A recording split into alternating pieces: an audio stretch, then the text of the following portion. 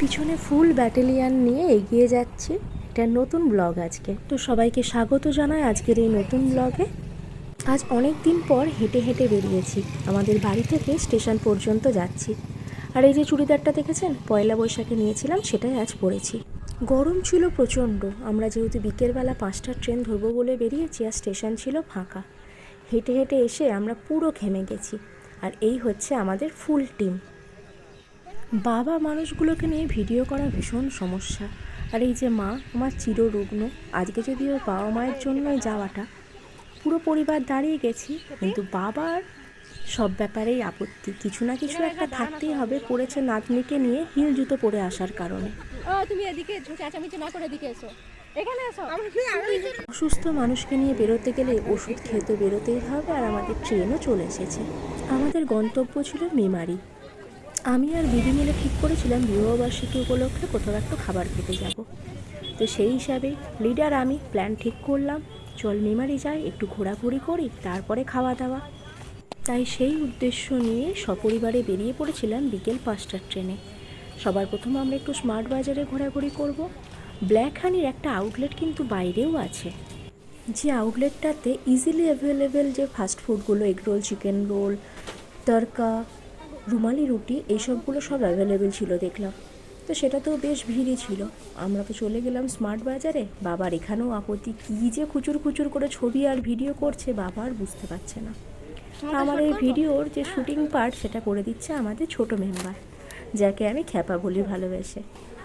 মাখানা তো নিয়ে নিলাম, ওইটুকু মাখানার যা দাম, বাপরে।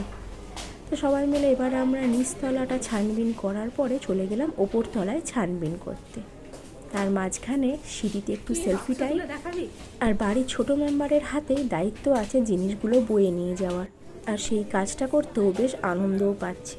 যদিও মাঝে আমি একটু গড়বড় করে ফেলেছিলাম, আমাদের ট্রলিটা রেখে অন্য কারুর একটা ট্রলি নিয়ে খানিকটা হাঁটতে শুরু করে দিয়েছিলাম। ফাইনালি আমাদের হঠাৎ ঘুরতে আসতে গিয়ে অনেক টাকা খরচা করা হয়ে গেল, প্রায় 1500 টাকার কেনাকাটা হয়ে গেল। স্মার্ট বাজারে কেনাকাটার একটা পার্ট ছিল এই আইসক্রিম, যেটা আমরা এখন ভক্ষণ করছি সবাই মিলে বাইরেটায় বসে। মা খায়নি তা নয়, মাই খেয়েছে। মায়ের আইসক্রিমটা আমি একটুখানি চেখে দেখেছি মাত্র, কারণ আমার প্রচণ্ড ঠান্ডা লাগার ধাত। যে খায়নি সে হলো এই আমাদের বাবা, আইসক্রিম খায়নি। যাই হোক, আইসক্রিম খাওয়া শেষ। এবার আমরা যাচ্ছি ব্ল্যাক হানির উদ্দেশ্যে।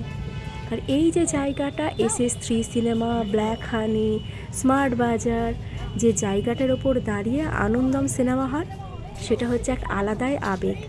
কারণ আজকে আমি আর দিদি যাদেরকে নিয়ে এসেছি এই জায়গাটা ঘোরাতে, সেই কোন ছোট্টবেলায় সেই মানুষগুলো আমাদের নিয়ে এসেছিল প্রথম সিনেমা দেখাতে। বাবা মার হাত ধরে আমার এই আনন্দম সিনেমা হলে প্রথম সিনেমা দেখা, আর সেই সিনেমার নাম ছিল বাবা কেন চাকর। আর এমতো অবস্থায় আমাদের এই ভিডিও শুটিং করে দিচ্ছে আমার বোনঝি, যাকে আমি ভালোবেসে খেপু বলে থাকি। লিফটে করে উঠে আমরা চলে এলাম ব্ল্যাক হানিতে। কালো মধু, জানি না এখানে মধুর জন্য কত খরচ করতে হবে, তবে দেখনদারি যা আছে তাতে বোঝাই যাচ্ছে একটু খরচ সাপেক্ষ আছে। বসে পড়লাম আমরা আমাদের যথারীতি। 6জন যেহেতু গেছি, একটা 6জনের টেবিলে আরামসে আমরা ফিট হয়ে গেছি। তবে রেস্টুরেন্টটা দেখতে খুব সুন্দর হয়েছে, সত্যি এত সুন্দর দেখতে, আমার তো বেশ ভালো লাগলো এর অ্যাটমসফিয়ারটা। বাবা এতক্ষণ ছবি তুলবো না করে এখন বলছেন নে একটু ছবি তুলেই দে। যাই হোক, একটু আমার সাথে বাবার ঝগড়াও হয়ে গেল ছবি তোলা নিয়ে, কিন্তু মানুষটা শেষকালে ছবি তুলবেই, এবং শেষকালে এটাও বলবে আমার ছবিটা কেন ভালো হলো না। তো একটু জায়গাটা ঘুরে দেখায়। এখানে বুফে সিস্টেমেরও ব্যবস্থা আছে দেখলাম। আর সব থেকে যেটা, এই যে এই জায়গাটা সবাইকার জন্য নজর করছে, রিম লাইট, ফটো স্ট্যান্ড সবই করা আছে ছবি তোলার জন্য। এই জায়গায় দেখুন, এত কিছুর পরেও বাবা মায়ের একসাথে বসে বিবাহবার্ষিকী স্পেশাল একটা ছবি হয়েও গেল। আর তারপরে বাবার দাবি ছবিটা কেমন হয়েছে দেখিয়ে দিই, কারণ বাবাকে অনেক করে বলেও একটা ভালো জামা পরিয়ে আসতে পারলাম না, পুরনো জামাই পরে চলে এলো। তো এখানে এবার আমরা প্রত্যেকে একে একে ছবি ভিডিও তুলে নিলাম। এই গোটা দিনের ঘোরার এটাই থাকবে স্মৃতি, এই ছবিগুলো। এই জায়গার ছবির থেকেও বেশি ভালো লাগলো এইখানটায় বসে ছবিগুলো, সুন্দর লাগছিল এখানের ছবিগুলো। যেহেতু তুফান এখন বাইরে আছে, তাই আমার লাইফের এখন মিসিং পার্ট হচ্ছে এই যে এখান। হোয়াটসঅ্যাপ ভিডিও কলের মাধ্যমে তুফানের এই সময়ে কথাবার্তাগুলো একটু স্ক্রিন রেকর্ড রেখেছিলাম, কারণ ও এইভাবে বাইরে যাওয়া, খাওয়া, ঘুরে বেড়ানো এগুলো খুব পছন্দ করে। বারবার বলে যে সময় থাকলেই বেরিয়ে পড়ো, কটা মানুষ ঘুরতে পারবে, যেখানে পারবে ঘুরে বেড়াও, আনন্দ করো। তো এই কারণেও আরও বেশি খুশি, আমি নেই তো কী হয়েছে, তোমরা আনন্দ করো। আমাদের খাওয়া দাওয়ার মেনু ছিল কিন্তু খুব অল্প। সবার প্রথমে আমরা নিয়ে নিয়েছি 1 প্লেট ক্রিসপি চিকেন। তো এক্ষেত্রে বাবার ভূমিকা একদম চুপচাপ, কারণ বাবা চিকেন খায় না। সবাই মিলে আমরা অল্প অল্প করে চিকেনটা ভাগ করে খেয়ে নিয়ে, যদিও এখানে এইটুকু ক্রিসপি চিকেনের দাম নিচ্ছে প্রায় 280 থেকে 300 টাকা।